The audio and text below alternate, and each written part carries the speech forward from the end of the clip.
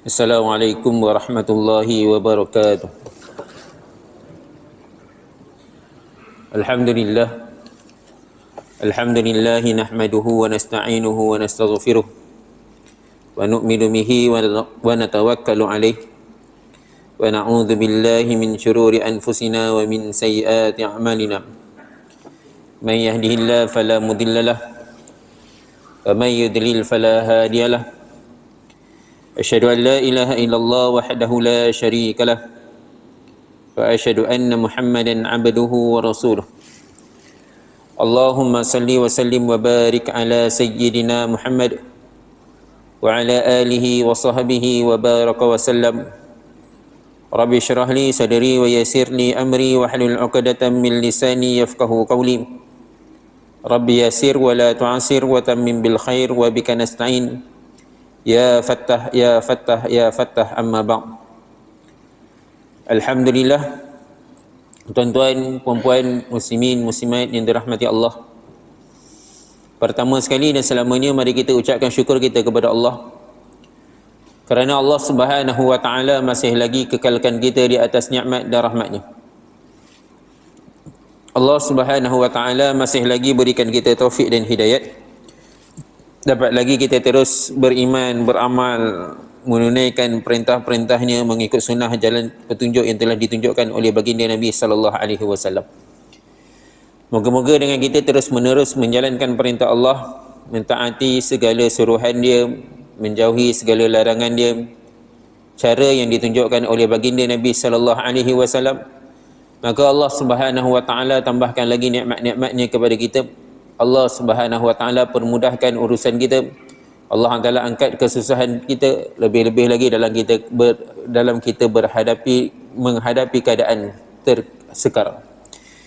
Tuan-tuan muslimin muslimat yang dirahmati Allah, pagi ini insya-Allah kita akan sambung kitab pengajian kita, kitab Minhajul Abidin, wasiat Imam Al-Ghazali rahmatullah alaih, bab mengenai mukaddimah taubat pada muka surat 74. Tuan-tuan puan-puan yang dirahmati Allah Subhanahu wa taala, sebelum ni Imam Ghazali rahmatullah alaih ada menyatakan bahawa dosa-dosa pada Imam Ghazali, dosa-dosa itu terbahagi kepada 3 bahagian.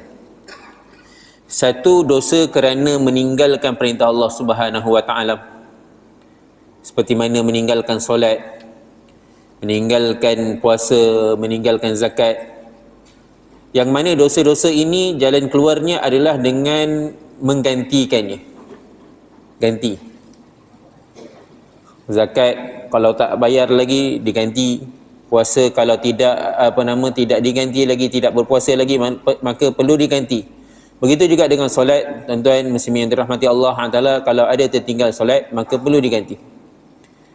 Walaupun benar ada pandangan-pandangan ulama yang mengatakan,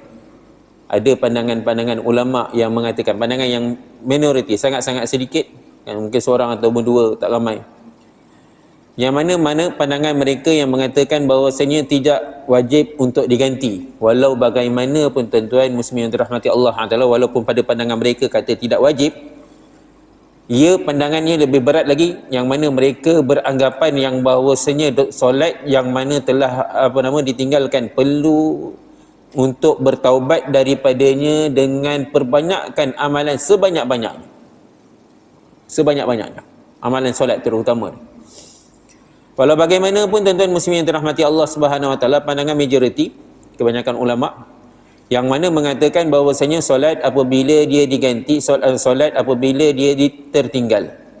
Solat bila kita nak qada balik, tuan-tuan, dia tak sama kedudukan dia seperti mana solat yang mana kita telah tinggalkan. Walau bagaimanapun perlu diqada. Banyak mana telah tinggal, diusahakan untuk diqadakan.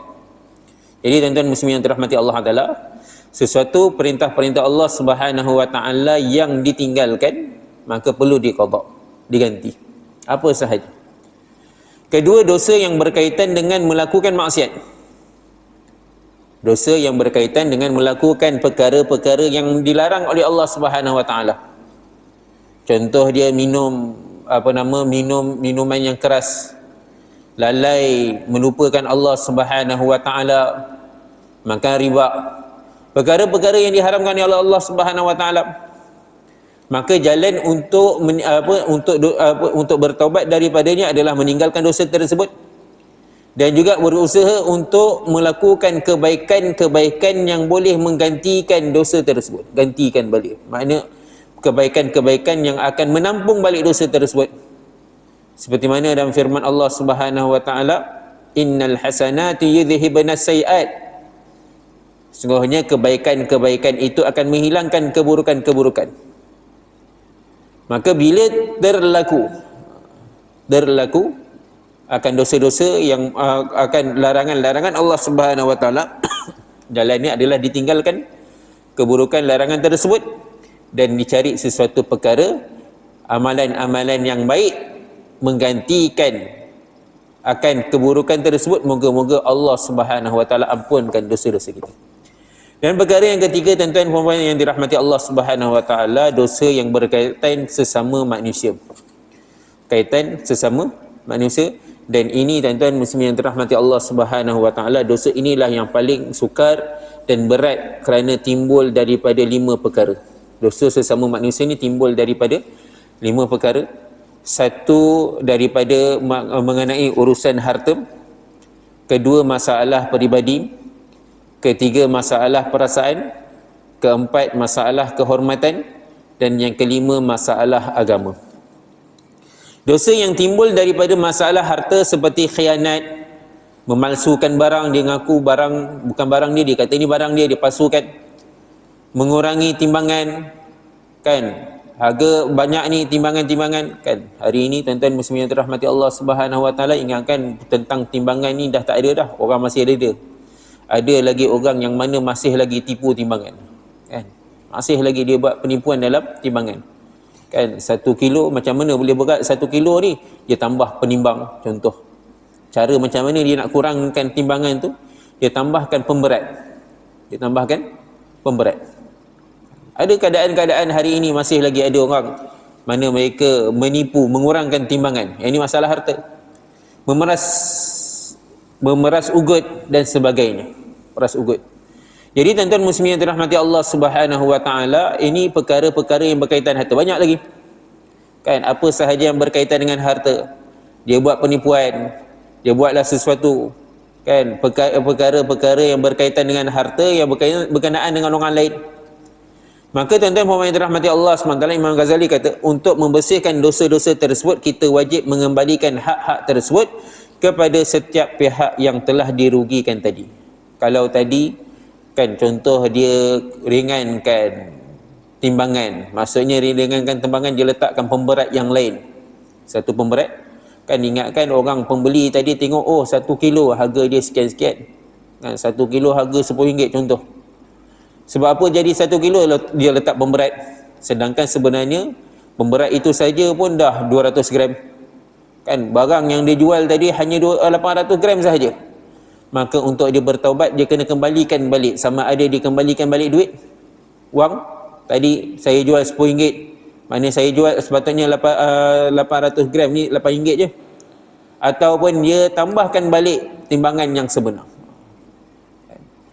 Bab harta, bila ada berkenaan dengan harta ni tuan-tuan muslimin muslimat yang dirahmati Allah Taala, ambil tanpa izin, mengaku sesuatu perkara yang bukan hak dia, bukan milik dia, maka cara untuk bertaubat dengan dia tuan-tuan muslimin yang dirahmati Allah Subhanahu wa taala adalah memulangkan balik harta yang diambil secara zalim tersebut, barang yang diambil secara zalim tersebut. Ini cara untuk bertaubat. Jika tidak mampu, kan, dah sekian lama baru dia nak bertaubat, kan, dah 10 tahun, dah 10 tahun, 20 tahun, baru dia sedar dulu-dulu selalu buat perkara-perkara khianat pada orang lain. Dulu selalu menzalimi orang lain, ambil barang orang, khianat orang, kan, zalimi orang, jual dengan harga yang tidak sepatutnya, kan, jual dengan harga yang menzalimi orang lain. Contoh, tipu dalam jualan. Ada orang tuan-tuan muslimin yang dirahmati Allah Taala, dia letak harga jualan dengan mahal, itu dia letak harga, kan, barang ni 3, dia letakkan barang ni 3 RM10, dimahalkan. Orang lain kalau jual 3 RM8 contoh, 3 RM8, yang dia jual 3 RM10. Memang dia letak harga dia begitu, kan, dia letakkan senarai harga dia begitu, itu tak ada masalah. Itu pada dia nak mahalkan barang dia, Yang menjadi kesalahannya tuan-tuan muslimin yang dirahmati Allah Taala, dia tulis 3 10 ringgit. Tetapi dalam barang-barang yang dia jual tersebut barang yang dah rosak. Ini salah. Ini salah. Kan ini pernah berlaku pada zaman sahabat, zaman Sayyidina Umar radhiyallahu taala anhu kalau tak silap. Zaman Sayyidina Umar radhiyallahu taala anhu, Sayyidina Umar radhiyallahu taala anhu ni tuan-tuan, satu sifat beliau suka berjalan pada waktu malam. Jalan ronda. Madinah, pusing Madinah pada waktu malam.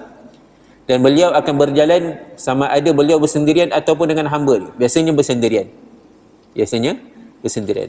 Bila beliau berjalan sampai satu rumah tu terang pada malam tu. Terdengar perbualan di antara anak dengan ibu dia. Kan, oleh kerana mungkin masalah kewangan, masalah kewangan yang menimpa keluarga tersebut.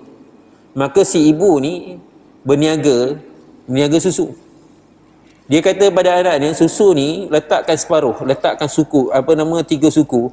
Yang lebih itu kita tambah air. Kita jual lah dengan sekian-sekian harga. Mungkinlah 10 rial satu botol besar. Kan dia jual dalam 5 rial ke contoh. Kan satu dirham. Jual dengan 1 dirham ataupun 1 dinar. Dinar banyaklah, dirham. Satu botol ni kita jual 1 dirham, tapi susu ni letakkan 3 suku. Lebih tu kita tambah air.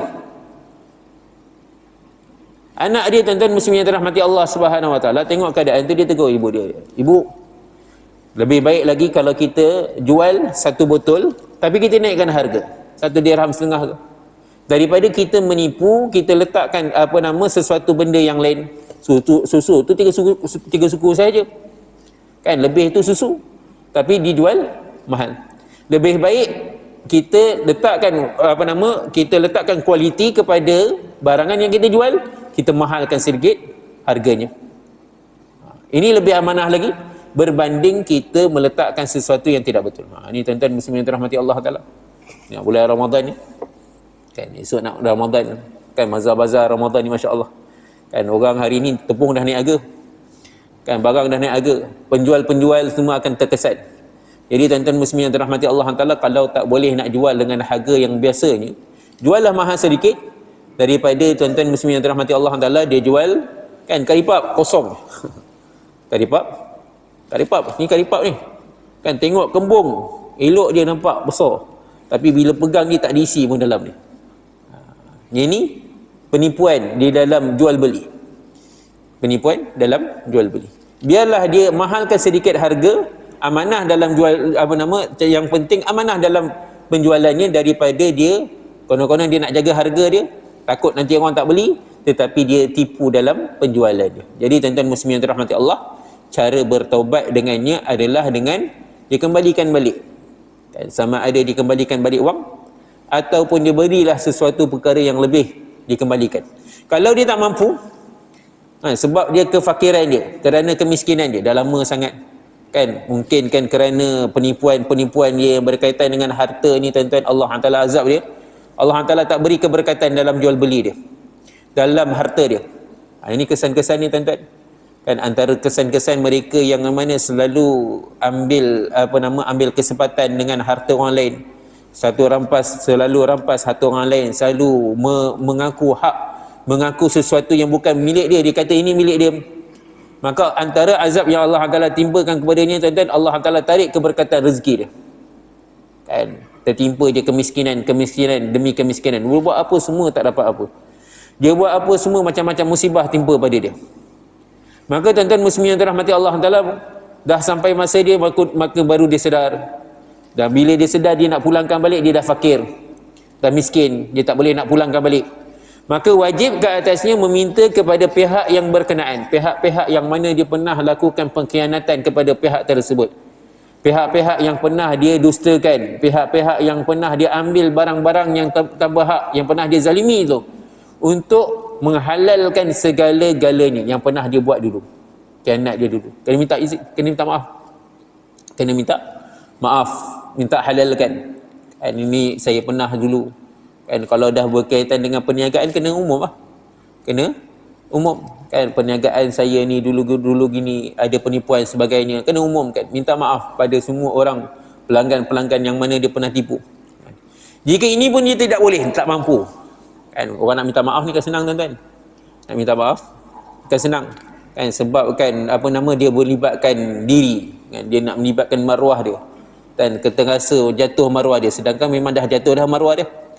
Tapi oleh kerana ada kelemahan iman kita ni tuan-tuan, keegoan yang ada pada diri kita, nak minta maaf ni satu perkara yang berat juga, satu perkara yang membebankan, susah untuk dia pergi minta maaf, tak mampu nak minta maaf. Ataupun mungkinlah juga orang yang mana dia nak minta maaf ni dah tak ada kan, dia memang nak minta maaf tapi tak jumpa orang yang nak yang mana dia pernah buat zalim ni, tak tahu kat mana, dah pindah ke, dah pergi mana, dah meninggal ke, dia tak tahu. Maka jika dia tidak boleh lakukan kerana yang berkenaan telah meninggal dunia, contoh dia misalnya, hendaklah dia melakukan sedekah sebanyak mungkin. Dia tak boleh nak buat, tak boleh nak minta maaf, orang ni dah tak ada dah, orang ni dah meninggal ke, ataupun dia tak boleh nak pergi jumpa orang ni kerana sesuatu perkara maka perbanyakkanlah sedekah, perbanyakkan sedekah. Ini pun sama juga macam ayat tadi kita baca, innal hasanati yuzhibanas sayiat, kebaikan itu akan menghilangkan keburukan-keburukan. Jadi ini satu perkara yang satu point, satu perkara yang perlu kita pegang, satu cara untuk kita pegang, bagaimana kita nak menampung akan kesalahan, kesilapan, kealbaan, kemungkaran yang pernah kita lakukan, adalah dengan kita perbanyakkan kebaikan-kebaikan, kebanyakan perkara-perkara yang baik untuk menggantikan balik, menampungkan balik keburukan yang pernah kita lakukan. Kalau berkaitan dengan harta, tuan-tuan muslimin yang dirahmati Allah Subhanahu wa taala, pernah melakukan kezaliman, perkara-perkara pengkhianatan di dalam harta, maka sebaik-baiknya perbanyakkanlah sedekah, perbanyakkan sedekah kan, sedekah, banyakkan sedekah. Kalau kita ingat berapa banyak pernah kita tipu, banyak itulah kita sedekah sekurang-kurang kan, moga-moga dengan kebaikan kita ni Allah Taala ampunkan dosa kita. Saya pernah cerita sebelum ni kisah ada satu orang sahabat jumpa Nabi SAW, ya Rasulullah, saya ni telah melakukan satu keburukan, satu kemungkaran, satu salah, satu dosa yang mana kalau orang tahu dah dosa saya ni memang selayaknya dapat hudud. Dia rasa dia telah melakukan satu dosa besar. Ada riwayat yang mengatakan dia ada pergi di hujung kampung ni kan, pergi satu tempat di hujung kampung, dia pergi ganggu budak-budak perempuan, dia ganggu budak-budak perempuan kan, yang mana gangguan dia itu tidaklah sampai boleh menyebabkan hudud, tetapi oleh kerana iman dia besar tuan-tuan, orang sahabat-sahabat radhiyallahu taala anhum ni tuan-tuan, dia iman dia kuat, dia nampak, dia tahu kekuasaan Allah, kehebatan Allah ada pula baginda Nabi sallallahu alaihi wasallam di hadapan mereka. Maka bila mereka melakukan satu dosa-dosa kecil pun kan, gangguan dia tak ada sampai menyebabkan hudud, itu pun dia rasa perkara ni, kesalahan yang dia lakukan dia ni dah sepatutnya dikenakan hudud. Begitu sekali sahabat-sahabat radhiyallahu taala anhum tuan-tuan, bahkan orang-orang mukmin semua, orang-orang mukmin, orang-orang yang betul-betul percaya, yakin bahawasanya Allah SWT tu di hadapan dia, Allah Taala berada di hadapan dia, Allah Taala sentiasa melihat dia, memerhatikan dia. Bila dia melakukan satu kesilapan yang kecil pun, satu silap yang kecil pun, dia dah rasa besar, rasa berat, beban kan. Itu sebabnya kalau dosa-dosa besar, ada ulama-ulama bila kita membincangkan dalam kitab-kitab tentang babul kabirah, babul kabair, ceritakan tentang dosa-dosa besar, ada ulama-ulama yang mengatakan dosa ni sama je, dosa ni sama je, samalah maknanya, dosa tetap dosa, satu kesalahan, tak ada besar, tak ada kecil, tak ada besar, tak ada kecil. Ni pada sebahagian pada pandangan ulama, tak ada besar, tak ada kecil. Yang menyebabkan dia jadi besar adalah pada diri individu tu kan. Kalau individu yang mana dia kuat keimanan dia pada Allah Subhanahu wa taala, kuat ketakwaan dia kepada Allah Subhanahu wa taala, satu perkara yang kecil pun dia anggap besar. Tapi kalau orang yang lemah iman dia, lemah ketakwaan dia kepada Allah Taala, dia tak indah dengan apa yang ada pada Allah Subhanahu wa taala, tak indahkan pada perintah Allah Subhanahu wa taala, dosa besar yang kita kata besar pun dia kata kecil, tak ada apa-apa. Mana i'tibar ni pada sebahagian ulama, pada sebahagian ulama. I'tibar besar ataupun kecil itu adalah mengikut kepada individu tersebut. Kan? Kalau pada orang yang mana dia ketakwaan dia kuat, maka dia akan rasa segala dosa ni besar. Tapi kalau ketakwaan dia, keimanan dia lemah, dia akan rasa segala dosa ni biasa dia, macam lalat hinggap datang. Kan bila datang lalat dia usik, kan dia sapu-sapu sikit, dia hempas-hempas sikit, kan hilang pergi lalat. Itulah anggapan orang yang mana lemah ni keimanan dia, lemah ketakwaan dia kepada Allah Taala, dia anggap dosa ni macam itu je, tak ada apa-apa, kan kipas sikit hilang ada macam tu. Tapi bagi orang yang mana ketakwaan dia besar, ketakwaan dia kuat pada Allah Taala, dosa yang kecil pun dia anggap macam bebanan gunung besar tertimpa kepadanya. Moga Allah Taala berikan kita kekuatan. Jadi tuan-tuan muslimin yang dirahmati Allah Subhanahu wa taala, oleh kerana itu, bila melakukan sesuatu dosa, perbanyakkanlah amalan-amalan. Bila berkaitan dengan harta, perbanyakkan sedekah. Perbanyakkan sedekah. Jika perkara ini juga dia tidak mampu, tak boleh nak buat. Nak sedekah pun tak mampu. Duit dia tak ada. Nak bagi sedekah sebanyak-banyaknya pun tak mampu. Maka tuan-tuan muslimin yang dirahmati Allah Subhanahu wa taala, perbanyakkanlah perbuatan kebaikan sehingga dalam penghitungan di hari kiamat nanti kebaikannya sudah memadai untuk menggantikan hak-hak yang bersangkutan. Jadi tuan-tuan muslimin yang dirahmati Allah Subhanahu wa taala, kalau dia tak mampu juga nak bersedekah, perbanyakkanlah kebaikan-kebaikan. Perbanyakkanlah lakukan kebaikan.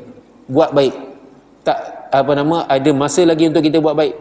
Kan sebab tu tuan-tuan muslimin yang dirahmati Allah taala, Nabi sallallahu alaihi wasallam ni dia akan baginda Nabi sallallahu alaihi wasallam akan mengingatkan kepada umat dia, jangan memandang rendah dengan apa pun kebaikan. Walaupun jumpa orang senyum, kan bermanis muka, walaupun beri makan. Ni nak bulan puasa, biasanya bulan puasa ni orang suka bertukar-tukar makanan. Dan sepatutnya kalau boleh kan kita amalkan, masya-Allah, tukar-tukar makanan. Sahabat-sahabat radhiyallahu taala anhum tuan-tuan, kan ada peristiwa kepala kambing, kan kepala kambing, sukakan kepala kambing, dia ingat bila dah dapat ada orang bagi dia kepala kambing, dia masak, dia ingatkan jiran sebelah dia bagi jiran sebelah dia. Jiran sebelah pula bila dah dapat kepala kambing, dia ingatkan jiran sebelah dia bagi kat jiran sebelah.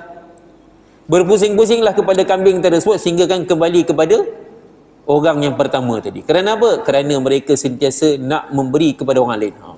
Suka nak memberi, utamakan orang lain. Nabi SAW kata dalam satu hadis, Nabi SAW, riwayat Tirmizi, jangan kamu pandang sesuatu kebaikan, dah tahqiran minal ma'rufin, jangan kamu pandang remeh dengan sesuatu kebaikan, sesuatu pun, walaupun kamu nak memberikan, kan, kaki kambing sekalipun. Tapak kaki kambing tu isi dia kurang, bukan yang bahagian peha dia, bahagian kaki, tapak kaki tu isi dia ada isi tapi kurang, sikit sangat. Kita ni tuan-tuan muslimin yang dirahmati Allah Subhanahu wa taala, kita kata kalau macam inilah sikit sangat, apa nak bagi? Kan sikit sangat. Alah sikit sangat tak payah bagilah. Tapi Nabi sallallahu alaihi wasallam kata apa dia? Jangan kamu pandang remeh dengan satu kebaikan pun. Jangan pandang remeh. Walaupun benda tu nampak kecil, boleh lagi kita nak bersedekah, kan? Kan? Nak bagi RM1. RM1 nak bersedekah, alah sikit ni RM1 ni. Kan kalau nak sedekah halang-halang RM10, tak ada RM10, tak payahlah sedekah. RM1 je ada, kan? RM1 ada. Nak sedekah RM1 ke? RM1 sikit sangat. Alang-alang nak sedekah bagi RM10, RM10 tak ada, maka dia tak sedekah. Sebab apa? Dia pandang remeh dengan kebaikan yang kecil tu. Tuan-tuan muslimin yang dirahmati Allah Taala, orang yang cerdik, dia akan sentiasa cari kesempatan, dia akan cari peluang. Walaupun amalannya sedikit pun, kecil sekalipun, dia akan buat. Ini nak Ramadan ni tuan-tuan, bulan Ramadan. Malam ni dah start dah Ramadan. Lepas maghrib dia dah bermulalah malam Ramadan.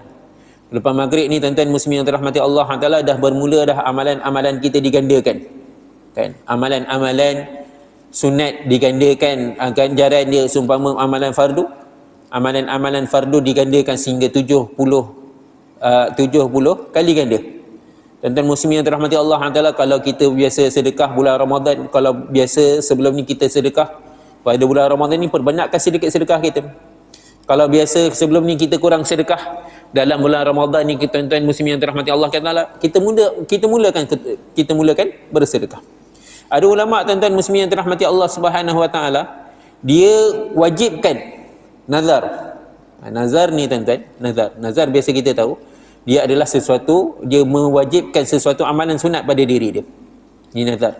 Dengan dia letakkan pampasan. Contoh, dia letakkan sesuatu, kan, kalaulah saya dapat sekian-sekian maka saya bernazar, kalaulah dapat keputusan cemerlang, kalau dapat tender sekian-sekian maka saya bernazar saya nak sembelih seekor kambing, contoh. Ini nazar, kan. Asalnya tak wajib sembelih kambing itu, tetapi dia telah mewajibkan diri dia untuk sembelih kambing.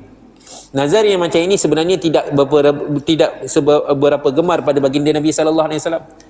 Kan, dia nak buat sesuatu tu bila ada perkara yang memaksa dia baru dia buat, tak berapa gemar. Boleh buat, tapi baginda Nabi sallallahu alaihi wasallam tak berapa setuju.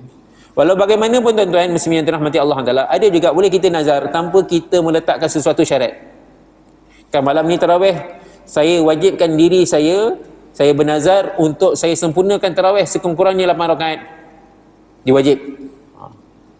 Ulama-ulama ni tuan-tuan, mereka cari alasan bagaimana amalan-amalan mereka ni dilipat kali ganda.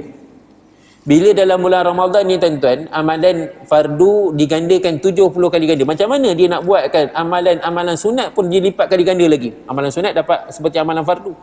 Tapi macam mana nak jadikan dia punya amalan itu berlipat kali ganda? Dia buat apa? Kan, amalan sunat ni, contoh macam tarawih ni, sunat. Solat tarawih ni, sunat. Jadi dia nak jadikan amalan dia jadi berlipat kali ganda. Sunat tadi itu bukan hanya jadi fardu, jadi bahkan digandakan lagi 70 kali ganda. Maka dia niatkan amalan sunat tadi, solat tarawih ni tadi, kan, 8 rakaat contoh, kan, dia wajibkan pada diri dia. Saya bernazar tarawih malam ni, kan, tarawih malam ni saya akan sempurnakan 8 rakaat. Maknanya jadi wajib solat tarawih ni. Maka secara tidak langsung tuan-tuan muslimin yang dirahmati Allah Taala, dia dapat 70 kali ganda ganjaran. Asalnya amalan sunat ni dapat amalan fardu je, tetapi kerana dia telah memfardukan amalan sunat ini, maka jadi dah 70 kali ganda. Begitu juga tuan-tuan muslimin yang dirahmati Allah Subhanahu Wa Taala, contohnya macam sedekah. Sedekah ni asalnya sedekah sunat. Sedekah sunat. Kan, walaupun RM1, sedekahnya adalah sunat. Tapi dia nak akan ganjaran dia lebih, maka dia wajibkan diri dia. Malam ni saya nazar untuk saya sedekah sekurang-kurangnya RM1. Kan, tengok-tengok tuan-tuan, amalannya dilipat kali gandakan. RM1 pun dapat 70 kali ganda. Jadi tuan-tuan muslimin yang dirahmati Allah Taala, perbanyakkan kebaikan, perbanyakkan buat baik. Kan, lagi-lagi bila dah masuk bulan Ramadan ni, perbanyakkan kebaikan. Kadang-kadang kita tak sedar dosa apa, salah apa, silap apa yang kita telah lakukan, apa yang mana kita telah terleka, apa yang kita telah terlalai, kita tak sedar. Maka cara dia untuk kita menggantikan balik kesilapan dosa-dosa kita tuan-tuan, perbanyakkanlah kebaikan demi kebaikan. Banyakkan kebaikan. Buat baik, kadang-kadang kita tak mampu nak buat baik pada orang. Kita buat sesuatu perkara yang mungkin kita saja buat, orang lain tak nampak. Nampak ada nampak macam masjidnya ada kotor sikit, kita sapu sikit. Nampak macam ada air menitis, kan, dekat paip tu titis. Kita pergi, kita tutup elok-elok. Paip dia rosak, kita ganti sendiri-sendiri, seorang-seorang kita. Kan, senyap-senyap kita. Buatlah apa sahaja kebaikan, orang nampak ke orang tak nampak. Cuma bila kalau orang nampak ni, kita kena jaga hati kita. Bukan masalah orang nampak je kita nak jaga hati kita, orang tak nampak pun kita kena jaga hati kita. Bila kita nak buat kebaikan ni tuan-tuan, tak semestinya orang nampak tak nampak kita nak buat kebaikan. Ada orang kata tunggu orang tak nampak baru dia nak buat kebaikan. Dalam hati dia, bila dia nak buat kebaikan tersebut, bila dah buat kebaikan tersebut, tengok aku seorang ni buat, orang lain tak buat, ni pun dah hilang dah keikhlasan dia. Sama ada orang nampak ke orang tak nampak, dia buat teruskan kebaikan. Moga-moga Allah Taala sucikan hati dia, sentiasa sandarkan kepada Allah Subhanahu Wa Taala. Baik, itulah jalan yang perlu ditempuhkan oleh setiap individu yang bertaubat untuk mengembalikan hak-hak orang yang dizalimi. Kemudian pohonlah kepada Allah Subhanahu Wa Taala dengan rendah hati, lahir dan batin, zahir dan batin. Semoga Allah Taala menjadikan pihak-pihak berkenaan meredainya pada hari kiamat. Kita tak tahu sama ada dia betul-betul orangnya ampun kita, maafkan kita, lagi-lagi kita tak dapat jumpa orang tadi, kita tak mampu untuk minta maaf kepada dia, kita tak mampu untuk pulangkan balik apa yang pernah kita khianati, pernah kita zalimi, kita tak mampu nak pulangkan balik. Jadi tuan-tuan muslimin yang dirahmati Allah Subhanahu Wa Taala, kita buat sesuatu kebaikan, moga-moga dengan kebaikan ini dapat menampung balik kesilapan kita. Dan doa pada Allah Taala, doa pun kena doa. Doa pada Allah Subhanahu Wa Taala, moga-moga orang ni meredai kita, redha dengan apa yang telah kita buat. Dan moga-moga kalau ke akhirat nanti dengan amalan-amalan kebaikan yang benar telah kita lakukan ini, yang amalan-amalan kita buat untuk menampung kesilapan ni tadi, Allah Taala kalau kan katakan dia ni menuntut nanti ke akhirat nanti. Akhirat nanti dia tuntut, kalau sekurang-kurangnya tuan-tuan kita dah ada amalan untuk kita bayarkan balik. Hadis ni ada. Hadis Nabi SAW tanya, siapakah orang yang muflis? Siapakah orang bankrupt? Sahabat-sahabat kata orang bankrupt, orang muflis ialah orang yang mana dia tak ada harta, hutang pula penuh pada dia, tak ada harta. Maka Nabi SAW jawab, orang yang muflis, orang yang bankrupt ialah ke akhirat nanti dia bawa amalan kebaikan-kebaikan, banyak amalan kebaikan, amalan yang telah diterima, tetapi oleh kerana kat dunia dia pernah zalimi orang, maka kebaikan-kebaikannya telah dipindahkan kepada orang yang mana dia pernah zalimi. Tak cukup dengan itu, dah habis dah amalan kebaikan yang diberi kepada orang yang pernah dizalimi, ada lagi orang-orang yang pernah dizalimi datang. Dah habis dah amalan-amalan kebaikan ni, bertukar. Oleh kerana tak ada kebaikan untuk digantikan, maka amalan keburukan orang yang dizalimi itu dipindahkan kepada diri dia. Kan elok-elok bawa amalan kebaikan bertukar kepada keburukan. Jadi tuan-tuan muslimin yang dirahmati Allah Taala, untuk selamatkan kita daripada muflis ni, maka sentiasa kita bertobat pada Allah SWT, sentiasa kita cari peluang, cari amalan, bagaimana kita perbanyakkan amalan-amalan, moga-moga Allah Taala terima. Dan dengan amalan ini, kalau kita tak sedar, kan kadang-kadang kita cakap sesuatu, orang terasa dengan kita.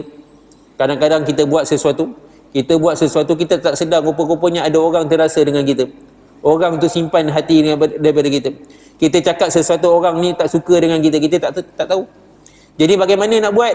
Perbanyakkanlah kebaikan-kebaikan, moga-moga ke akhirat nanti tuan-tuan muslimin yang dirahmati Allah Subhanahu Wa Taala, kebaikan-kebaikan ini dapat menampung kesilapan-kesilapan kita. Kan kita tak tahu. Kita mohon Allah Taala bukakan hati orang ni sentiasa memaafkan kita. Tapi dalam masa yang sama, sebagai penjagaan, sebagai persediaan awal, satunya kebaikan ini untuk diri kita, kemudian kebaikan ini juga untuk menjaga sesuatu perkara yang tidak diingini yang berlaku pada hari kiamat nanti. Jadi tuan-tuan muslimin yang dirahmati Allah Subhanahu Wa Taala, kan walau bagaimanapun, kan dalam bulan nak masuk bulan Ramadan ni, tuan-tuan muslimin yang dirahmati Allah Taala, perbanyakkanlah kebaikan, kan perbanyakkan. Waktu bulan Ramadan ni, hati-hati ni Allah Taala bukakan. Hati-hati ni Allah Taala akan ringankan, mudah untuk beramal. Jadi kita jangan lepaskan peluang kita. Rebutlah peluang kita dalam bulan Ramadan, madrasah Ramadan ni, supaya apa? Kita perbanyakkan amal. Kan moga-moga dengan kita perbanyakkan amal ni, Allah Taala terima kita, Allah Taala ampunkan kita dan letakkan kita bersama-sama para salihin, para anbiya, syuhada, siddiqin. Moga-moga Allah Taala letakkan kita kedudukan yang paling tinggi. Saya rasa sampai sini saja tuan-tuan muslimin yang dirahmati Allah Subhanahu Wa Taala. Moga yang baik ini datang daripada Allah, yang lemah kurang kelemahan diri saya, saya minta maaf, minta ampun. Kita tutup majlis dengan tasbih kafarah dan surah Al-Asr. Subhanallah bihamdihi, subhanakallah bihamdika, asyhadu an la ilaha illa anta, astaghfiruka wa atubu ilaik. Bismillahirrahmanirrahim. Al-Asr. Innal insana lafi khusr illal ladzina amanu wa amilus solihat wa tawassaw bil haqq wa tawassaw bis sabr. Assalamualaikum warahmatullahi wabarakatuh.